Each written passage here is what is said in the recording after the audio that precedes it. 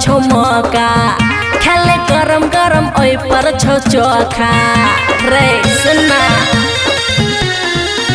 हेर दाल भात के ऊपर छो मौका खेले गरम गरम ओइ पर छो चोखा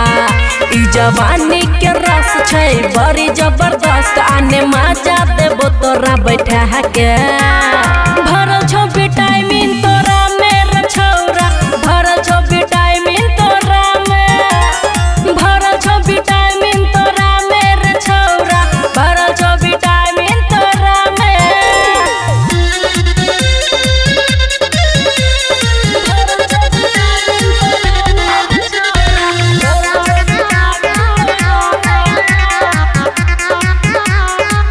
फेरे बनल छे मौसम को देने सुधार रे चोली से निकले छे हमरा पसीना पियासल छे हमरा जवानी के कुआं फेंकै छे भीतर मोहब्बत के धुआं बनल छे मौसम को देने सुधार रे चोली से निकले छे हमरा पसीना पियासल छे हमरा जवानी के कुआं फेंकै छे भीतर मोहब्बत के धुआं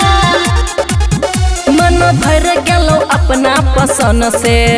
कहे छियो छोरा हमें कसम से हमरा लागे ने शरम रात भ गेले कुकरम आने मजा देबो कोरा में बैठा के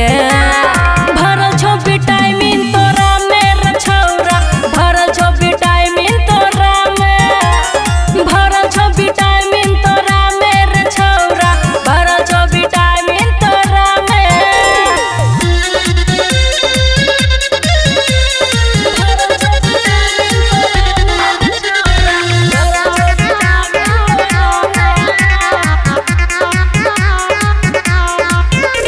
के बारी के पीछे बैठल रही है नीचे मिलते मौका तो निकल जाई है पीछे कल फिर मिलबो ने आज निहारे री है तैयार छोरा ढोरी तू चूसे के बारी के पीछे बैठल रही है नीचे मिलते मौका तो निकल जाई है पीछे कल फिर मिलबो ने आज निहारे री है तैयार छोरा ढोरी तू चूसे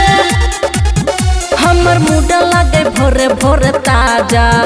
अहिना रोजे तू दिहा छौरा माजा राइटर ओम प्रकाश राजू हमरा लागे ताजू आने मजा देबो कोरा में बैठ के भरल छो विटामिन तोरा मेरा छौरा भरल छो विटामिन तोरा में भरल छो विटामिन तोरा मेरा छौरा भरल छो विटामिन तोरा में। खुशी रिकॉर्डिंग स्टूडियो बलुआहा।